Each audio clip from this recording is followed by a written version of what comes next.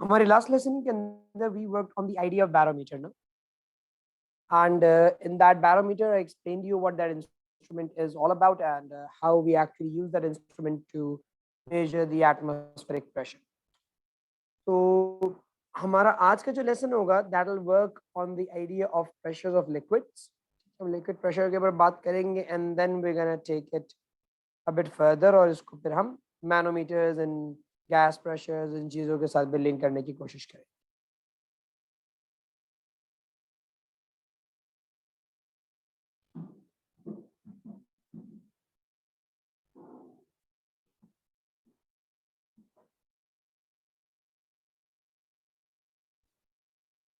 शुरू करते हैं जरा प्रेशर इन लिक्विड्स के ऊपर.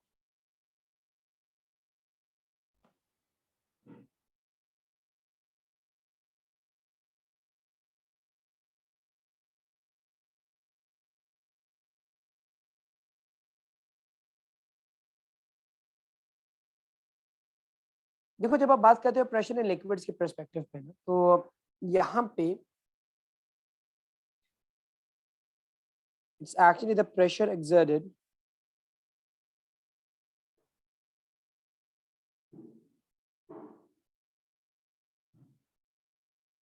due to the column of liquid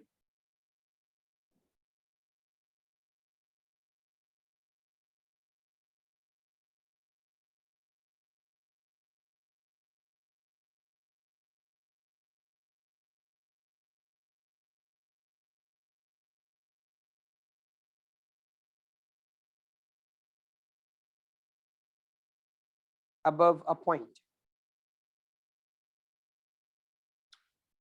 इस चीज का जो फॉर्मूला है हमारे पास लिक्विड के प्रेशर को मेजर करने का, it's raw GH.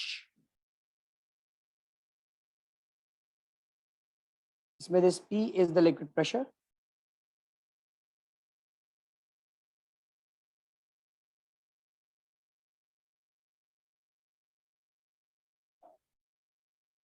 this rho is density,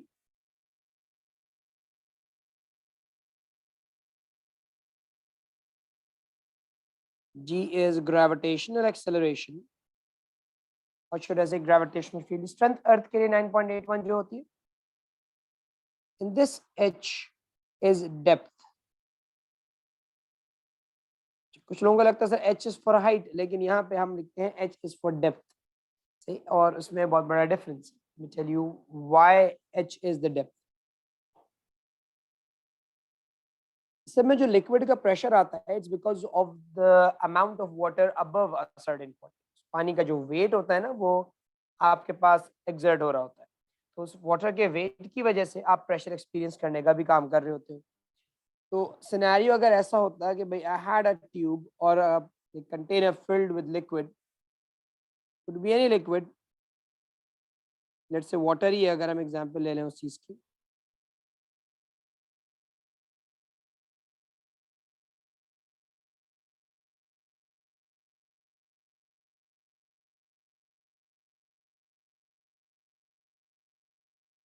And if I wish to measure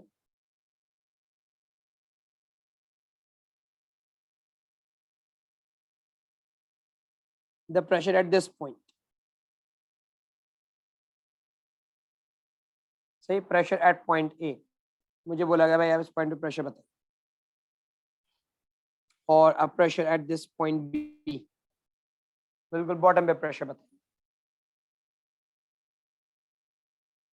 तो यहाँ पे अगर आप देखते हो, this is the depth.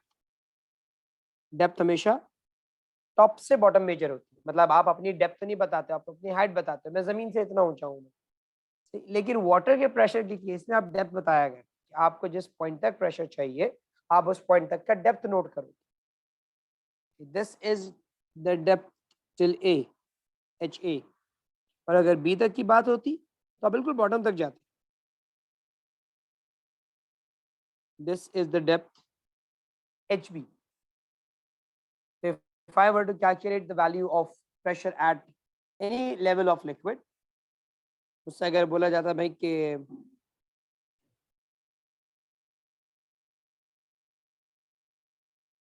Example के तौर पर हम कर लेते हैं।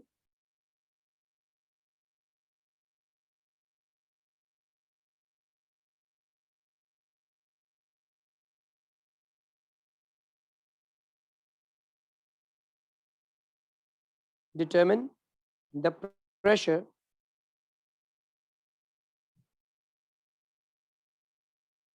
exerted by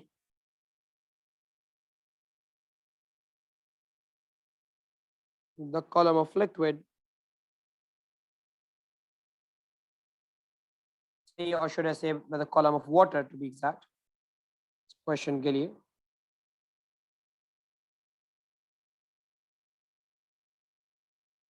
Density 1000 kilograms per meter cube.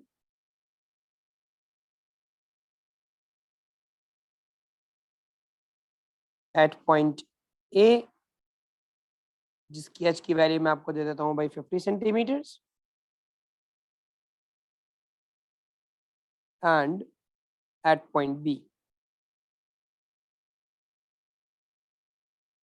जिसमें मैं आपको वैल्यू दे देता हूँ भाई 120 सेंटीमीटर।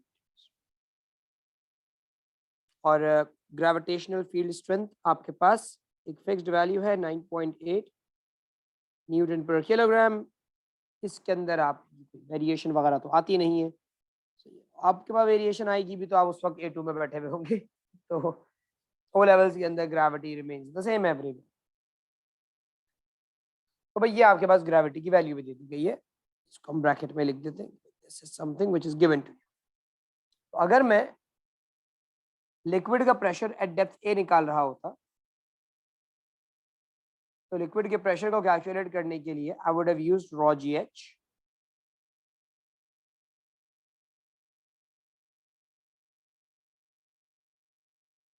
तो अब लाजिम बात है, for pressure at A I have to use the depth at A. यहाँ पे जब आप प्रेशर इक्वल्स रॉ जीएच लगाते, डेंसिटी आप 1000 रखते, ग्रेविटेशनल फील्ड स्ट्रेंथ या उसे ग्रेविटेशनल एक्सेलरेशन, दोनों एक ही चीज बोली जाती है, क्योंकि आप काइनेमैटिक्स में पढ़ते हुए आए थे कि प्लैनेट की जो ग्रेविटी की वैल्यू होती है वही उसे एक्सेलरेट करवा रही होती है नीचे गिरते। तो अगर ग्रेविटेशनल फील्ड स्ट्रेंथ बोल दें आप उसे या ग्रेविटेशनल एक्सेलरेशन बोल दें, उन दोनों में कोई फर्क नहीं।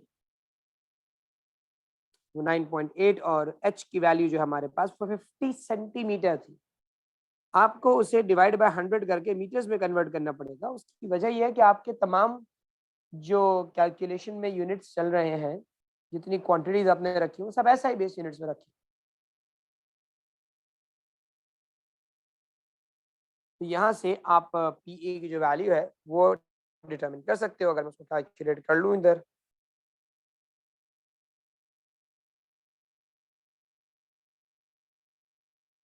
तो 1000 इंटू 9.81, 9.8 इंटू 0.5, ये हो जाएगा भाई 4900 पास्कल्स।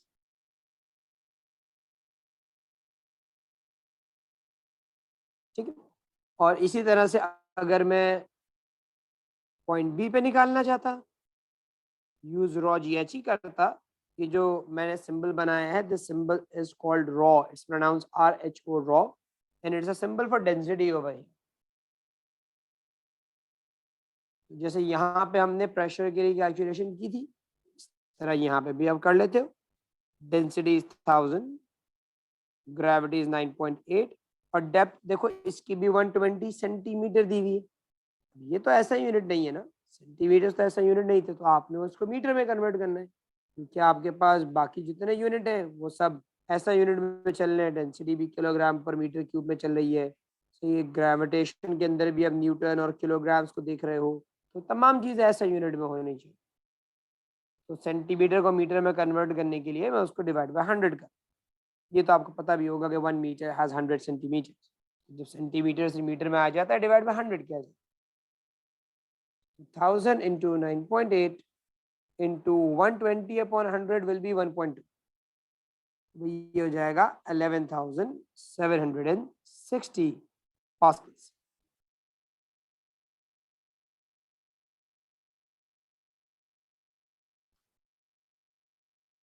हमारे पास ये दोनों फॉर्मूले आ गए, और इस बात से आपको अंदाजा भी होगा भाई pressure is directly proportional to depth, mean जितने ज्यादा डेप्थ पे आप जाएंगे प्रेशर उतना ज्यादा आपके पास बढ़ता चला जाए। बल्कि ये भी कहना चाहिए pressure is not just directly proportional to depth, it's directly proportional to density as well. अब ग्रेविटी का तो मामला एक ऐसा है कि भाई वो तो कांस्टेंट ही रहता है, मतलब we don't see gravity changing much casually in our everyday lives. The places we go to, they generally have the same value of gravity everywhere. हाँ, अगर planet ही तब्दील कर दिया जाए, you perform the same experiment on moon या Mars, अब बात अलग हो गई। अब the things are completely different. तो वहां पे जो आपके पास जो वैल्यूज होंगी ग्रेविटी की वो अलग होंगी। हम ऐसा तो नहीं कर रहे, पूरी जगह चेंज नहीं कर रहे, हम सिर्फ प्लैनेट चेंज नहीं कर रहे, सिर्फ थोड़ी बहुत वेरिएशन करते हैं तो ग्रेविटी सेम मिलती है।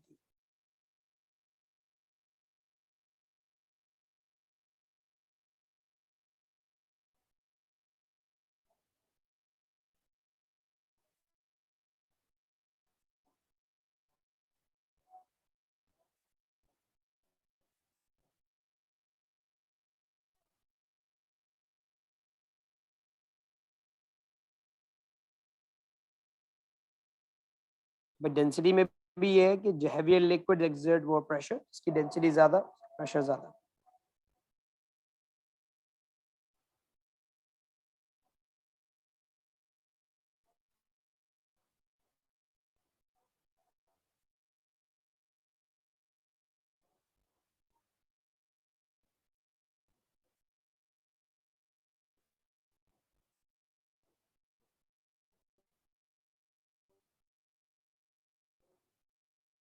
आसान हो जाए फिर मैं आगे कंटिन्यू करता हूँ। अच्छा भाई, अब आई होप आप लोगों के जो क्वेश्चंस मेरे पास यहाँ आए हुए थे वो लेक्चर में ही क्लियर हो गए थे। Why we divide by 100 and जो है वो एच की वैल्यू हमेशा ही मीटर्स में होती है, क्या आप ऐसा यूनिट में वर्किंग कर रहे होते हैं। इसके अलावा अगर अभी तक किसी के पास कोई सवाल है तो वो पूछ ले, वरना फिर मैं ये है कि आगे बढ़ता हूँ और एक और नई चीज़ समझाता हूँ।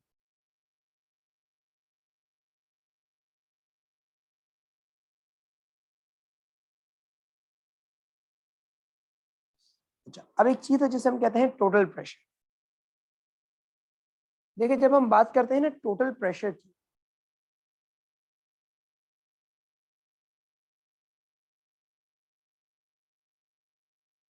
total pressure at a point in liquid,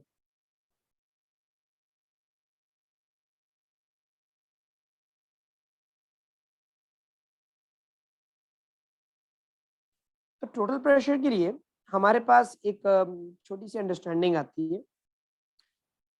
वो अंडरस्टैंडिंग ये है कि देखिए, जब आप किसी कंटेनर में लिक्विड फिल करते हैं और लेट्स से मैंने यहाँ पे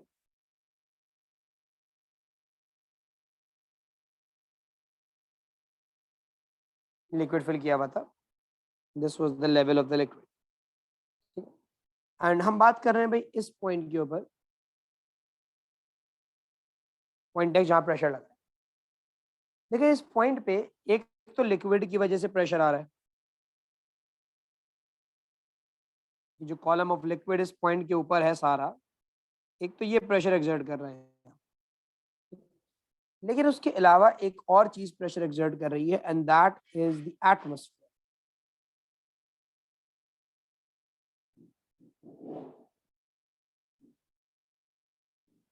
इसके अलावा एटमॉस्फेयर भी प्रेशर एक्सर्ट करने का काम कर, मतलब पॉइंट एक्स जो है, it's not just experiencing the pressure of liquid, liquid का वजन तो है उसके ऊपर, लेकिन इसके अलावा जो लिक्विड के ऊपर एटमॉस्फेरिक प्रेशर था that too is exerted over there. और यहाँ पे जो आपके पास टोटल प्रेशर क्रिएट हो रहा होगा, that total pressure I am gonna write this PT is basically the sum of the liquid pressure and the atmospheric pressure. सही, it is sum of liquid pressure and atmospheric pressure, ये आपके पास एक इसका formula है।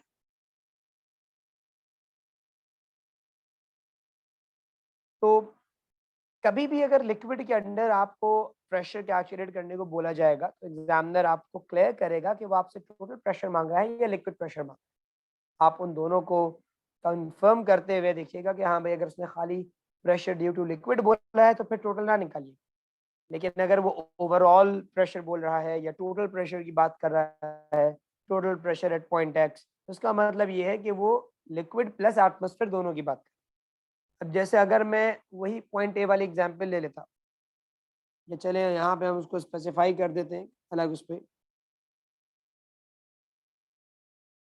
कि भाई मान लीजिए ये जो डेप्थ है हमारी, इस डेप्थ की वैल्यू थी 40 सेंटीमीटर्स। ये पानी के लेवल से 40 सेंटीमीटर्स नीचे है, और बल्कि 40 भी नहीं, इसको हम थोड़ा बड़ा कर देते हैं number. Let's say it's actually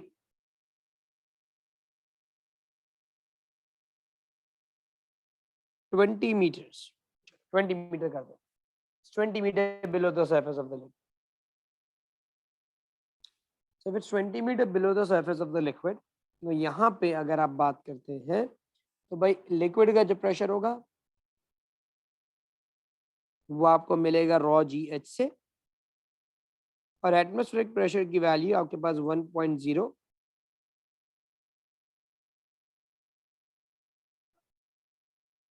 exponent 5 pascal. 1.01 भी होता है, 1.0 भी होता है। क्वेश्चन में जब एग्जामिनर आपको एटमॉस्फेरिक प्रेशर यूज करने को देगा तो वो आपको अपनी वैल्यू खुद एक सजेस्ट करेगा, मतलब वो बताएगा भाई take atmospheric pressure as this, ताकि आप उसको उसी के लिहाज से इस्तेमाल करें। मैं 1 लाख बोल देता हूँ, अभी तो मैंने 1.0 एक्सपोनेंट 5 लिखा। अब इफ इट्स वाटर, ठीक है, जिसकी डेंसिटी हमें पता है 1000 होती है,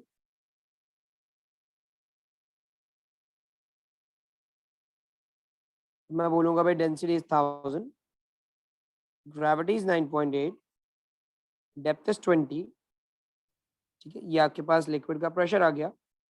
इसमें 1 लाख ऐड कर दीजिए, 1.0 exponent 5, that would give you the total pressure.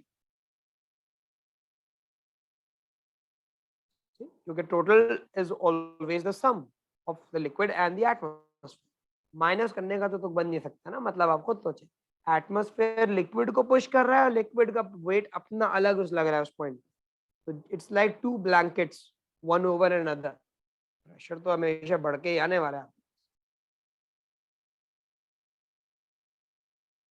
It's 296,000, 2,96,000 Pascal's.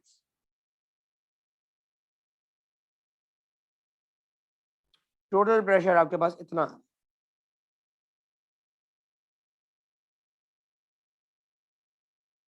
तो इस बात का ध्यान रखिएगा कि whenever in your question it's asked to calculate the total pressure at any point, you add the atmospheric pressure over. What if the system is isolated? Even if the system is isolated, you will have some air inside it, and hence you will have some atmospheric pressure. Until and unless examiner clarifies that there is no atmospheric pressure, and that would not actually happen, to be honest.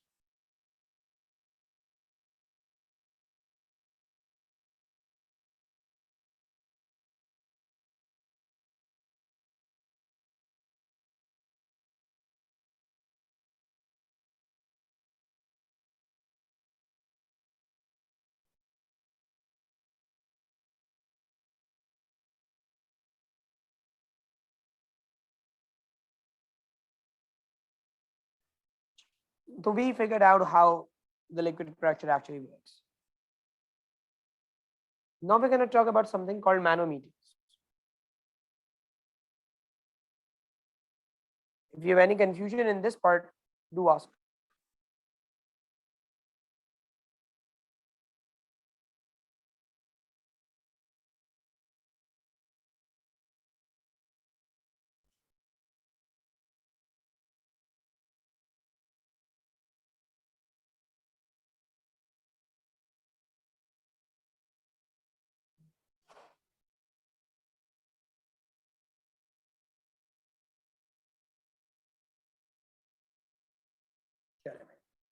अच्छा, अब एक और इसी तरह के जो similar concept है उसके ऊपर भी आपसे बात कर लेते हैं।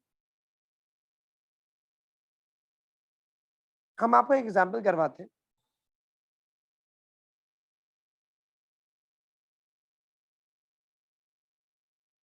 कि let's say we were talking about a level of liquid over here.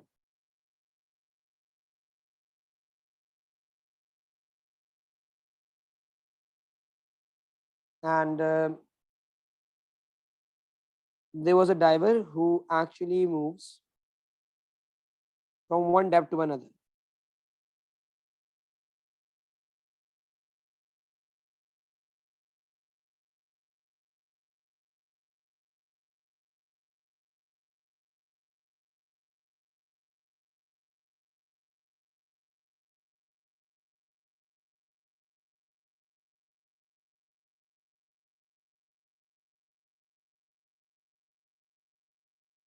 ये हमारे पास समझ लें beneath the surface of the water एक सिचुएशन है, और अब यहाँ पे दो पॉइंट्स हैं ए एंड बी। एक डाइवर मूव करता हुआ जाता है from point A to point B. Point A की जो डेप्थ है that's actually let's say 10 meters, और पॉइंट बी की जो डेप्थ है दिस इज 15 meters। ठीक है, और हमसे बोला जा रहा है भाई चेंज इन प्रेशर बताइए जो यहाँ पे एक्सपीरियंस होगा from A to B.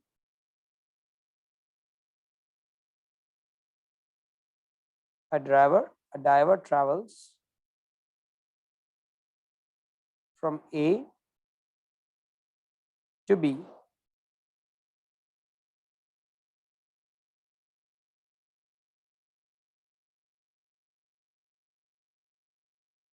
if the density of water is 1000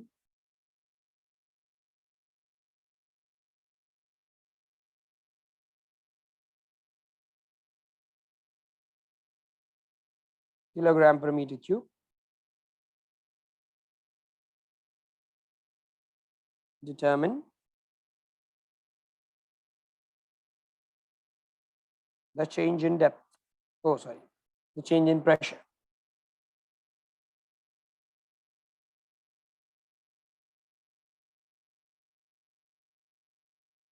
experienced by the diver। इसके प्रेशर में उस पर कितना चेंज आया, ये चीज आप कैलकुलेट करके बताइए। अब देखिए प्रेशर का चेंज आपने डिटरमिन करना है, तो मैं अगर प्रेशर का चेंज निकालना चाहता हूँ तो मैं कह सकता हूँ भाई प्रेशर में चेंज कैलकुलेट करने के लिए बी पे जो प्रेशर था और ए पे जो प्रेशर था उसे माइनस कर दीजिए।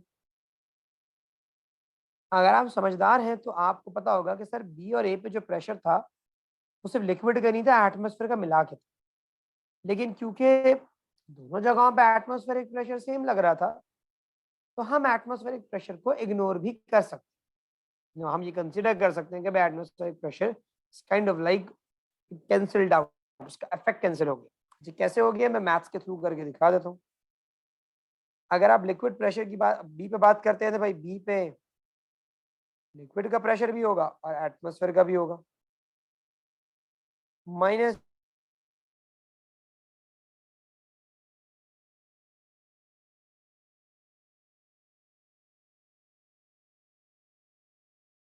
इसी तरह ए पे लिक्विड का प्रेशर भी होगा और एटमॉस्फेयर का भी होगा। मैं इसको एटीएम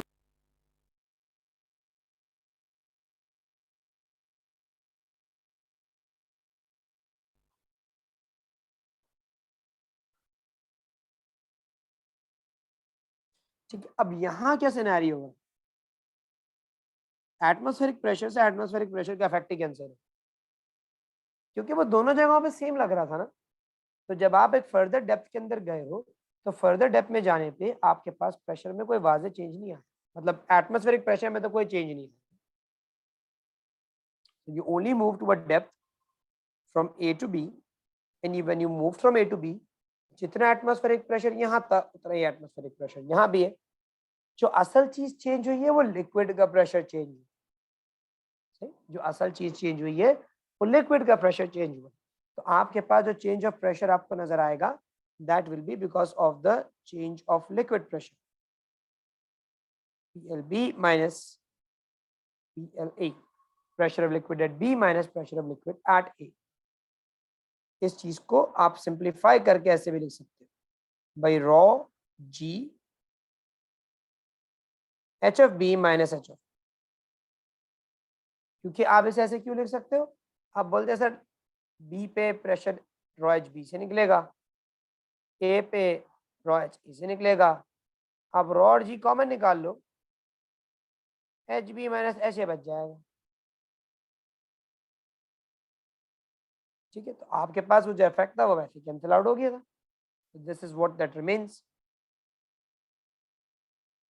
तो ये एक आपके पास छोटा सा फॉर्मूला आ गया कि भाई अगर आप पानी की सरफेस के नीचे हैं और एक डेप्थ से दूसरी डेप्थ में जाते हैं तो चेंज ऑफ प्रेशर निकालने के लिए एटमॉस्फेरिक प्रेशर को लिखने की जरूरत नहीं है उसमें,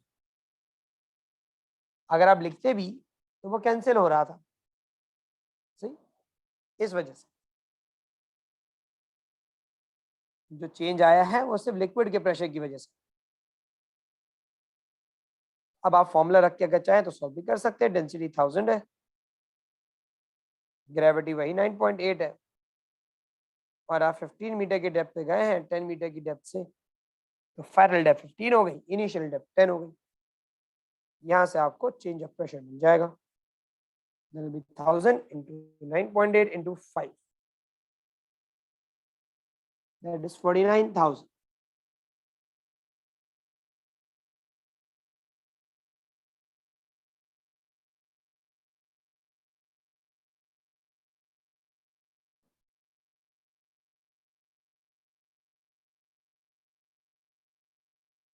सही, ये हमारे पास आ गया।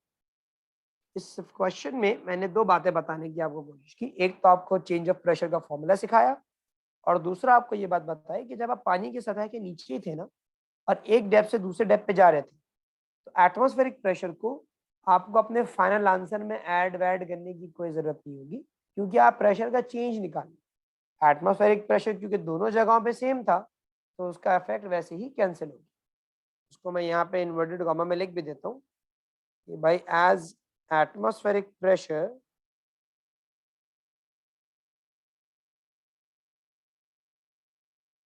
was same at both depths,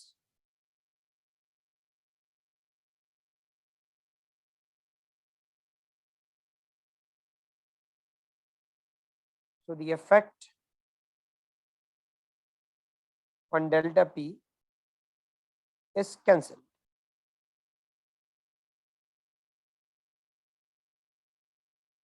इस वजह, और ये हमने मैथ्स भी यहाँ पे करके दिखा दी कि इस चीज की जो मैथ्स है वो ये हुई।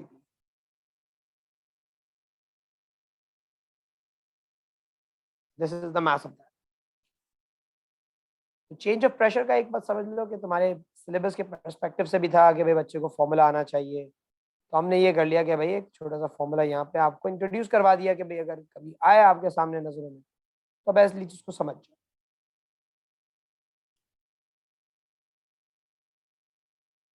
बिल्कुल बेटा हारिस, जो आपने क्वेश्चन पूछा था उसका आंसर यही जैसा आपने लिखा है बिल्कुल वैसे ही।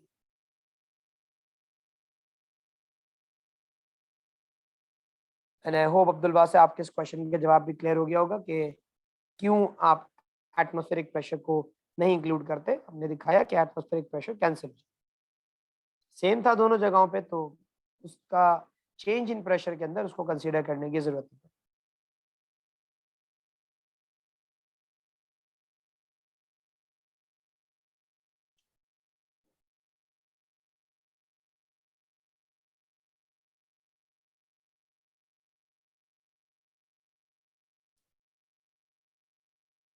अगर अभी भी किसी के जहन में कोई क्वेश्चन है इससे रिलेटेड तो भाई वो पूछ ले।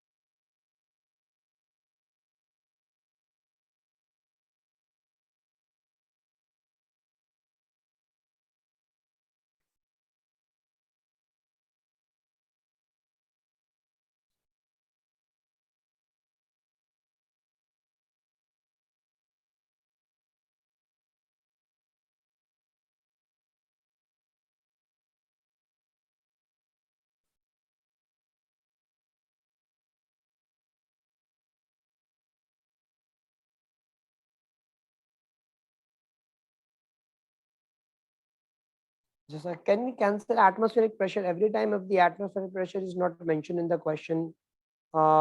Yes, you can do that. लेकिन मेरे को मैं मशवरा इसका दूंगा अली, क्वेश्चन की थीम को समझना ना. If the question is asking you to calculate the pressure of liquid only, तो फिर आप लाजमी बात है उसमें एटमॉस्फेरिक प्रेशर यूज नहीं करोगे. But if the question is asking कि आप लिक्विड प्रेशर और एटमॉस्फेरिक प्रेशर का टोटल यानी टोटल प्रेशर आप कैलकुलेट करो, at that time you have to add the atmospheric pressure. अब चेंज में मैंने एटमॉस्फेरिक प्रेशर क्यों यूज नहीं किया, मैंने उसकी वजह बता दी कि भाई दोनों जगहों पे एटमॉस्फेरिक प्रेशर सेम था तो वो कैंसिल हो गया था.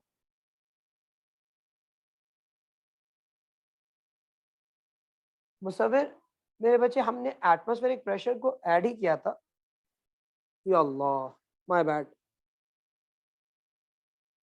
माय बैड मेरे बच्चे. हाँ, thank you for the correction. I accidentally placed a minus sign over there. Thank you Musawwir बेटा.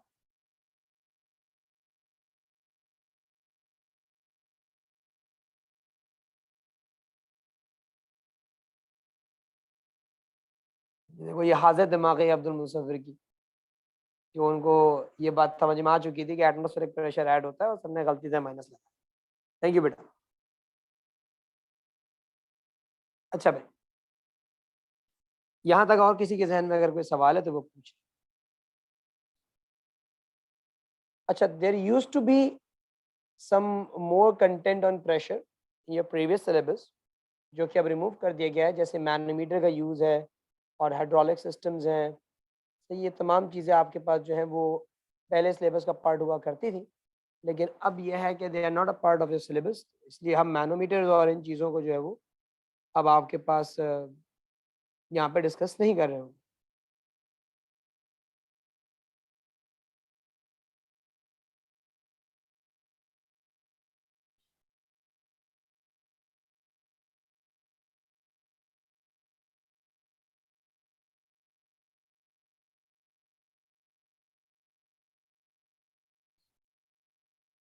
गिव मी अ सेकंड, फिर मैं आपको आप लोगों के थोड़े क्वेश्चंस करवाता हूँ.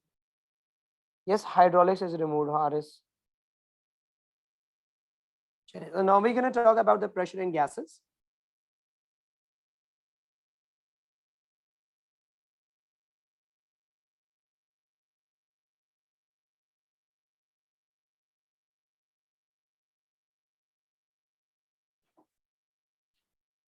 अगर हम बात करते हैं प्रेशर इन गैसेस के ऊपर,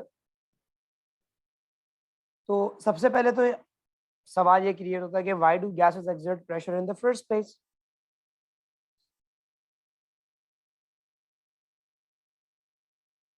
भाई, हाउ गैसेस एक्सर्ट प्रेशर. इस चीज का आंसर मैंने आपको एटमॉस्फेरिक प्रेशर समझाते हुए दिया था. मैंने एक्सप्लेन यू के कोलिजन वगैरह and these sort of things ये किस तरह से होती है.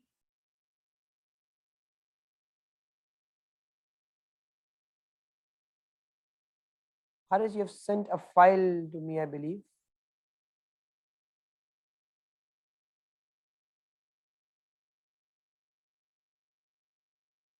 Yes, Haris. That would eventually give you the same answer. अगर आप ये दिखा रहे थे ना कि आपने एटमॉस्फेरिक प्रेशर लेके दोनों पॉइंट्स पे निकाले थे, तो it would give you the same answer, क्योंकि लाजिम बात है वो वही इफेक्ट आया ना कि वो कैंसिल ही हो गया एट द एंड. तो अगर आप नहीं भी इस्तेमाल करते उनको तो आंसर सेम मिलना. If you would have used that and then got कह लो कि subtracted it, your answer would not be different. Your method is correct. It's just a longer one, maybe you can say that. So how gases exert pressure? इसका जवाब हम ऐसे लिखते थे भाई कि gas molecules are in a continuous random motion.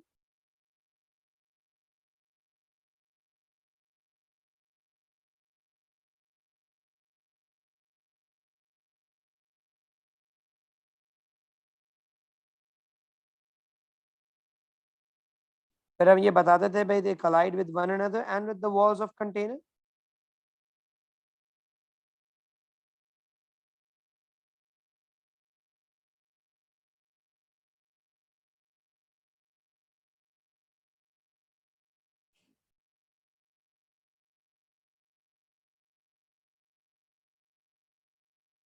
जिसके बाद हम बोलते थे भाई कि there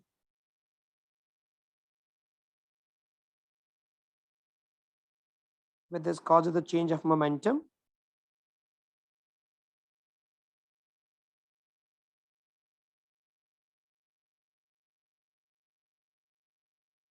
Now, as rate of change of momentum is force,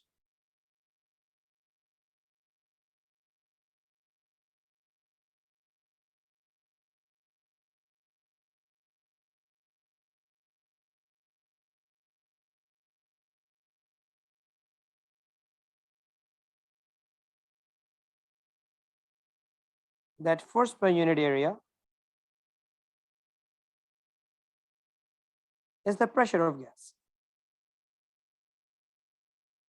See, उस फोर्स पर यूनिट एरिया से गैस का प्रेशर पे इफेक्ट आता है। ये वही कह लो कि उस फोर्स पर यूनिट एरिया को ही आप गैस का प्रेशर बोलते हैं। The gas molecules vibrate, they collide with one another during their translatory motions.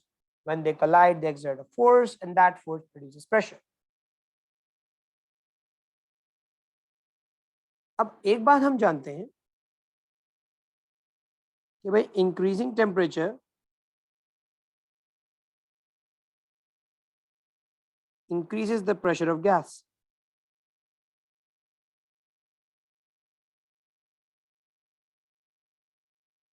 Temperature बढ़ाने से गैस का प्रेशर बढ़ता है। द क्वेश्चन इज व्हाई, ऐसा क्यों होता है? टेम्परेचर बढ़ाने से गैस का प्रेशर बढ़ जाता है। हाँ, ये नहीं है कि हम पिस्टन को फिक्स कर दें एट कांस्टेंट वॉल्यूम का मामला, ठीक, जो वॉल्यूम आपने फिक्स किया हुआ था उसका, you are not allowing the gas the system to expand, you are just heating the gas and you are seeing the effect of it on the pressure of gas. तो भाई जब आप temperature बढ़ाते हैं तो उससे प्रेशर क्यों बढ़ता है, इस बात को समझिए। देखिए, टेम्परेचर बढ़ाने से मॉलिक्यूलर स्पीड बढ़ती है।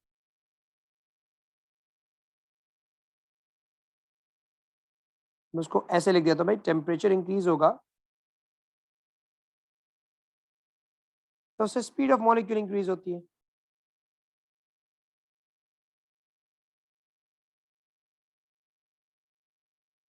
स्पीड ऑफ मॉलिक्यूल इंक्रीज होने से जो कोलिजन की फोर्स होती है वो बढ़ जाती है। The molecules collide with greater force.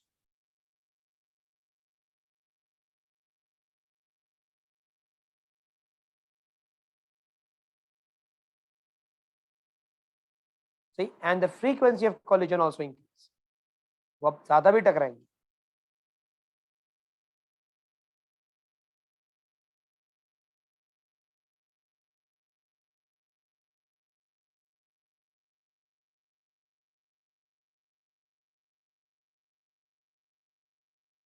सही, ज्यादा फोर्स से टकराएंगे और ज्यादा क्वांटिटी में टकराएंगे, क्योंकि तेज चल रहे हैं ना, तो जल्दी जल्दी कोलिजन होगी। जब फोर्स बढ़ेगी तो लाजमी बात है प्रेशर भी बढ़ेगा।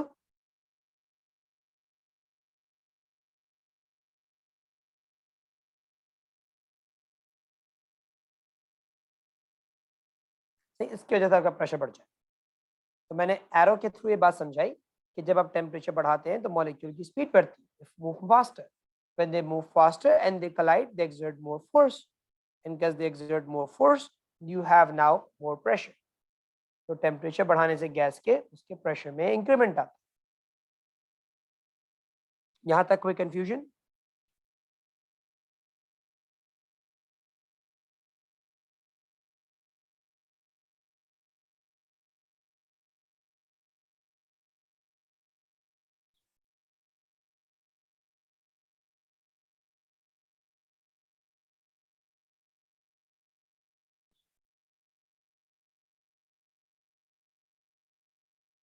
ठीक है, अब जैसे हमने यहाँ पे बात की थी इस चीज की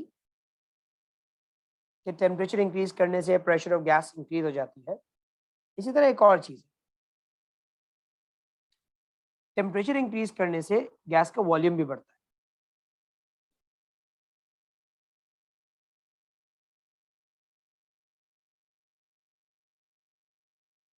Also, it will probably end kind of like in our next class, क्योंकि ये छोटा सा एक चीज रह गई है, ये समझ ले आखिरी टॉपिक ही चल रहा है इसका।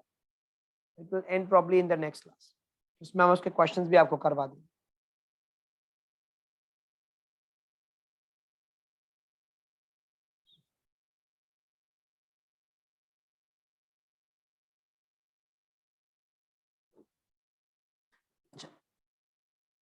अब अगली चीज टेम्परेचर का वॉल्यूम से रिलेशन है कि भाई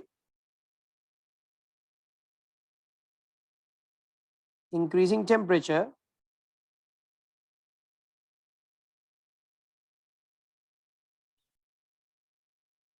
increases the volume of gas.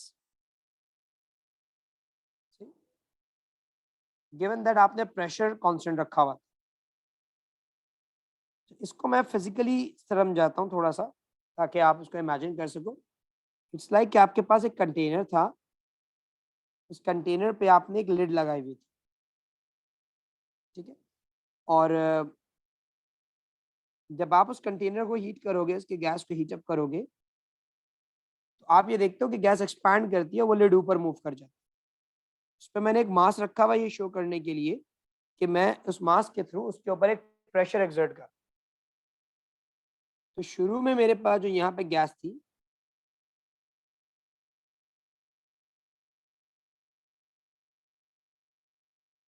सही, वो गैस अब एक्सपैंड हो गई है, वो गैस अब फैल गई, molecules are now further apart, क्योंकि when I heated up the gas, तो हीटिंग की वजह से आपके पास गैस के वॉल्यूम में इंक्रीमेंट आया। इसका टेम्परेचर था T1 और वॉल्यूम था V1। इस वक्त टेम्परेचर हमने बढ़ाया तो वॉल्यूम भी बढ़ गया। T2 was more than T1।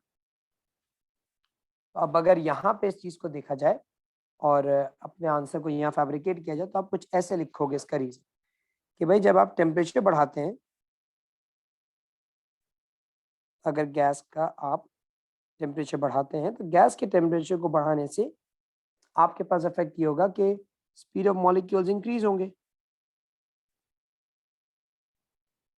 जैसे लास्ट टाइम हुआ था कि भाई स्पीड ऑफ मॉलिक्यूल्स इंक्रीज हो गई। अब मॉलिक्यूलर स्पीड बढ़ने से क्या हो रहा था, फोर्स बढ़ रही थी। लेकिन इस बार आपने क्या किया, आपने गैस को एक्सपैंड करने दिया, आप उसके लिड को फिक्स नहीं किए हुए थे, आपने वॉल्यूम को फिक्स नहीं किया हुआ था, you allowed the gas to expand. तो यहाँ पे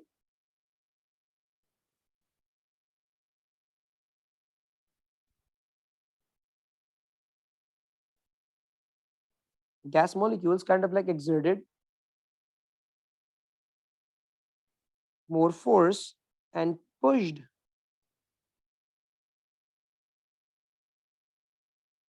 the piston out।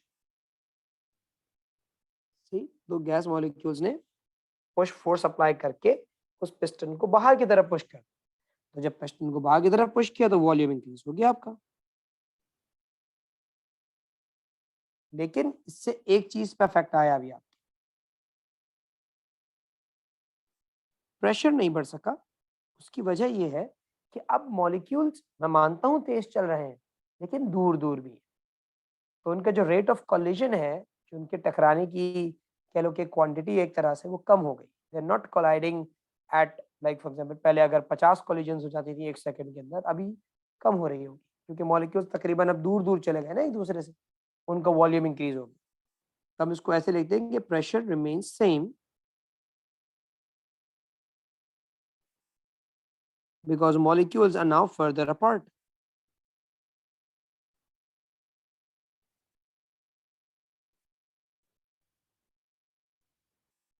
Molecules are now further apart। तो even if they are moving faster, लेकिन क्योंकि अब एरिया बढ़ गया है, अब जगह बढ़ गई है, तो अगर आप कहते हैं साथ तेज मूव कर रहे थे फोर्स ज्यादा लगाएंगे, लेकिन ये भी तो देखो एरिया भी तो ज्यादा हो गया। प्रेशर तो फोर्स अपॉन एरिया होता है ना, तो लाजिम बात है प्रेशर दोबारा कम हो जाएगा और वो रेगुलेट होके उतने पे ही आ जाएगा जितना प्रेशर पहले था। मतलब अगर आप ये देखें कि मैं गैस को एक्सपेंड ना करने देता तो प्रेशर बढ़ता, लेकिन यहाँ पे मैंने गैस को एक्सपेंशन अलाउ कर दी, तो क्या वो जो प्रेशर बढ़ने की कोशिश कर रहा था वो रेगुलेट होके वापस उतना ही हो गया जितना वो पहले था। प्रेशर में कोई चेंज नहीं आया।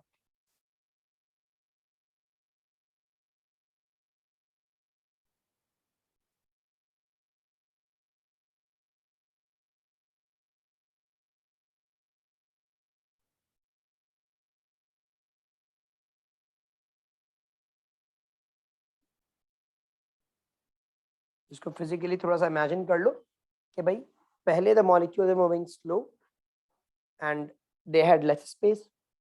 Now the molecules are moving faster but there's more space.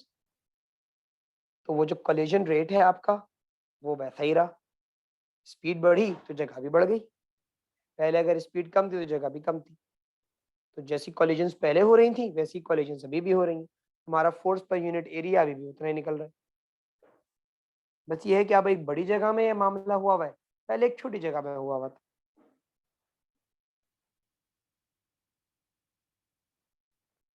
इस बात में अगर अभी भी कोई कंफ्यूजन है, कुछ पूछना है तो पूछ लो।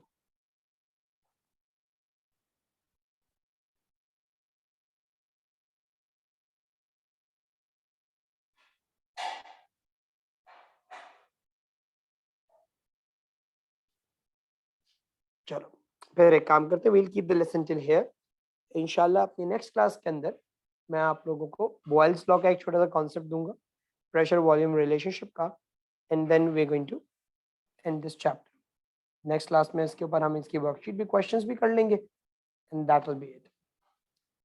ठीक है मेरे बच्चों, ख्याल रखना अपना, ठीक है, अल्लाह हाफिज़।